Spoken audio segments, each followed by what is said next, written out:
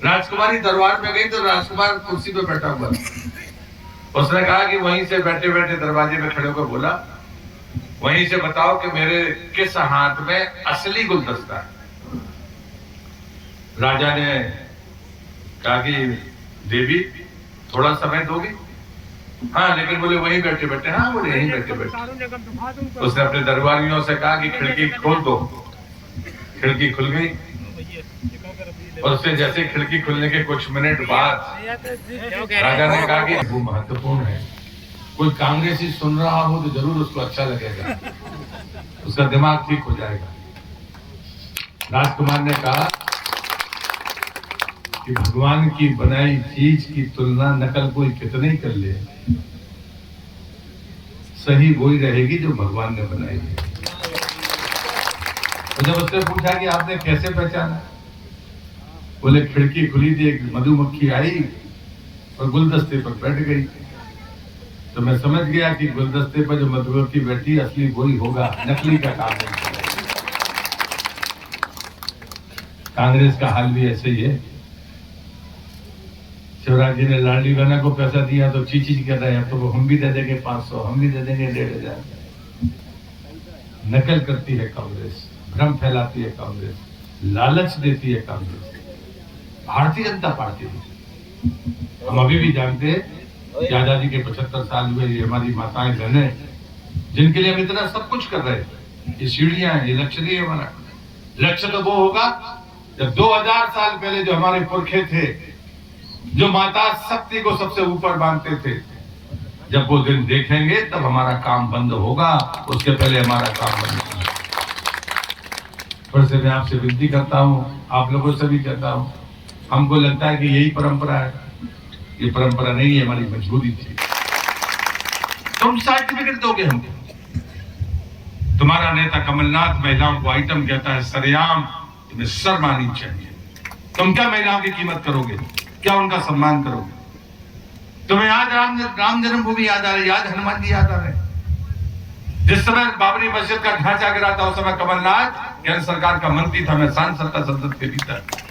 तब तुम्हें हिंदू की याद नहीं आई, तब तुम्हें सनातन की याद नहीं आई। 450 साल से देश इंतजार कर रहा है।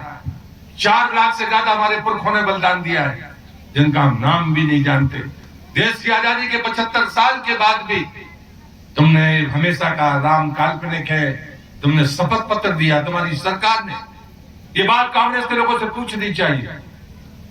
तुम इतने तुष्टीकरण में अंधे हो गए थे कि तुम्हें राम का अस्तित्व स्वीकार नहीं। तुम्हारे प्रधानमंत्री नरसिम्हा राव थे, कमलनाथ तो उस कैबिनेट के मिनिस्टर थे। तुमने सुप्रीम कोर्ट में लिख कर दिया कि राम का अस्तित्व हम नहीं मानते, ये तो काल्पनिक बातें हैं। ये है तुम्हारा तुष्टीकरण। और इसलिए मैं कहता हूं कि कांग्रेस तुष्टीकरण में अंधी हो गई है, लेकिन हम वो लोग नहीं है। राम हमारे आदर्श है, हमारी जीवन शैली है, हमारी मर्यादा के प्रतीक है राम। हम उन्हें कैसे भुला सकते हैं जो हमारे पुरखे बलिदान देते हैं।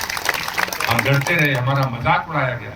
ये भारतीय जनता पार्टी वाले मंदिर बनाएंगे लेकिन तारीख नहीं बताएंगे। कौन कह रहा था? राहुल गांधी। राहुल बाबा, तुम्हारी जात का पता नहीं है इस देश को, तुम मिसाल लेके पूरे देश में घूमते हो, तुम्हारे धर्म का पता नहीं है, और उसके बाद तुम ऐसी बातें करते हो। 22 तारीख के बाद जाना अयोध्या, रामलला वहां बैठे मिलेंगे। पूजन की हिम्मत हो तो कर लेना, नकली जनेऊ पहनना हो तो वो भी पहन लेना। ये देश 3 दीपावली मनाएगा। अभी दशहरा निकला है, धर्म की जय हो गई, अधर्म का नाश हो गया। और अब मैं चाहता हूं कि प्राणियों में सद्भावना हो और विश्व का कल्याण हो। तो दीपावली आएगी, राम जी अयोध्या पहुंचते हैं तो वहां दीप जलता है, हम भी जलाएंगे। तलैया में कमल होगा, तालाब में होगा, बाजार में होगा, खरीद कर लाएंगे, लक्ष्मण जी को चढ़ाएंगे। ये तो पहली दीपावली है। दूसरी दीपावली 3 दिसंबर को होगी, जब देवेंद्र जी भाजपा के विधायक बनेंगे और 5वीं बार भारतीय जनता पार्टी की सरकार मध्य प्रदेश में बनेगी।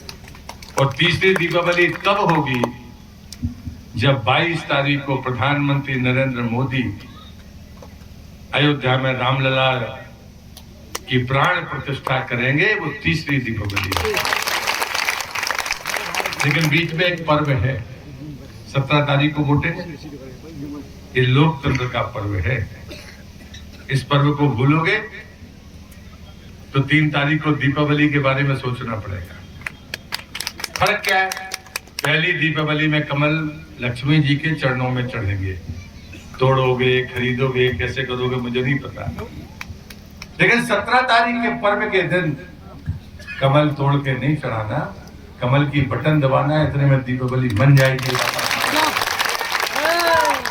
मैं हमेशा कहता हूं, फिर मैं रिपीट करता हूं कि हम वो लोग हैं जो संकल्प के साथ गरीब कल्याण की योजना को जमीन पर उतारने के लिए संकल्पित है।